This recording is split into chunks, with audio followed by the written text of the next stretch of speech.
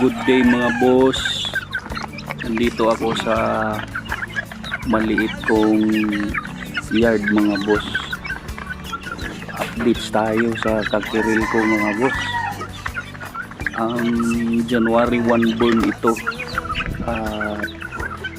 March 11 ngayon. So 2 months and 10 days.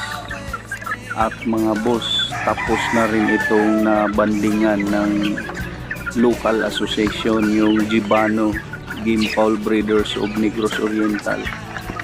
Nakapagpaban tayo mga boss ng 29 heads na lalaki. Ayos na rin 29 heads. So may iba dito mga babae.